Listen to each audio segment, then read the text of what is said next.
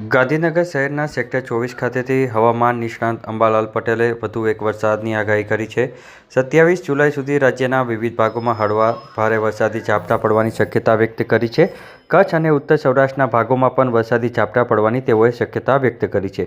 ઉત્તર ગુજરાત, સાબરકાંઠા, અરવલ્લી, પંચમહાલ, વડોદરા, અમદાવાદ, ગાંધીનગરના ભાગોમાં પણ હળવા વરસાદી ઝાપટા પડવાની શક્યતા રહેશે તેમ તેઓએ જણાવ્યું હતું। આ અંગેની માહિતી 26 જુલાઈના સાંજે 5 વાગે તેઓએ આપી હતી। આગામી 48 કલાકમાં હજુ ગુજરાતના ભાગોમાં હળવા ભારે વરસાદી ઝાપટા પડવાની શક્યતા રહેશે।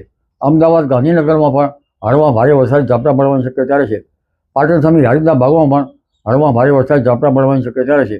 આ ઉપરાંત લગભગ બનાસકાંઠાના ભાગોમાં પણ હળવા ભારે વરસાદી ઝાપટા પડવાની શક્યતા રહેશે। સાબરકાંઠા, અરવલ્લી અને પંચમહાલ આ ભાગોમાં પણ હળવા ભારે વરસાદી ઝાપટા પડવાની શક્યતા રહેશે। આ ઉપરાંત મધ્ય ગુજરાતના ભાગોમાં પણ હળવા વરસાદી ઝાપટા પડવાની શક્યતા રહેશે। ઉત્તર સૌરાષ્ટ્ર અને કચ્છના ભાગોમાં પણ હળવા ભારે વરસાદી ઝાપટા પડવાની શક્યતા રહેશે। અને ગુજરાત સૌરાષ્ટ્રના અન્ય ભાગોમાં પણ હળવા ભારે ક્યાંક વરસાદી ઝાપટા પડી શકે। પશ્ચિમ સૌરાષ્ટ્રના કેટલાક ભાગોમાં પણ હળવા ભારે વરસાદી ઝાપટા પડવાની શક્યતા રહેશે। પણ ઉલ્લેખનીય છે કે બંગાળ ઉપસાગરમાં બનેલી એક સિસ્ટમ હવે ધીરે ધીરે ડિપ્રેશનથી ડીપ ડિપ્રેશનમાં આકાર લઈ શકે, જેના લીધે એક મોટું વરસાદી વહન બંગાળ ઉપસાગરમાંથી આવ્યું જણાય છે। વેસ્ટર્ન ડિસ્ટર્બન્સ પણ આવશે, એટલે આ વહનના કારણે તારીખ 30 જુલાઈથી ઓગસ્ટની શરૂઆત સુધીમાં ગુજરાતમાં વરસાદ થવાની શક્યતા પુનઃ રહેશે।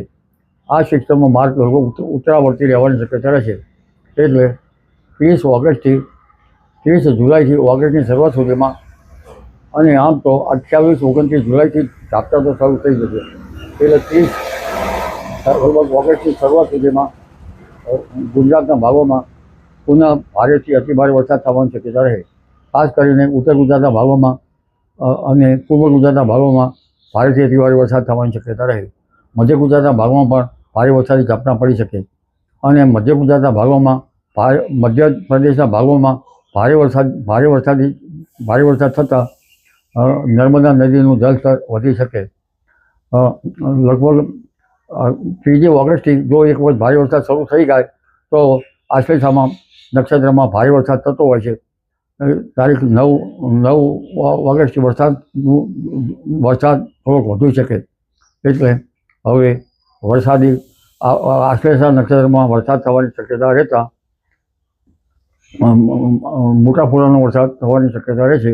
એટલે ખેડૂત ભાઈઓ માટે ઓગસ્ટ માસમાં પણ વરસાદ થવાની શક્યતા રહેશે, અને કેટલાક પાકોમાં જીવજંતુથી અથવા તો વરસાદની ગતિવિધિના લીધે ઊભા કૃષિ પાકોમાં હરકત પણ આવી શકવાની શક્યતા રહે। ઓગસ્ટના 3-4 સપ્તાહમાં પણ વરસાદની શક્યતા રહે। જી।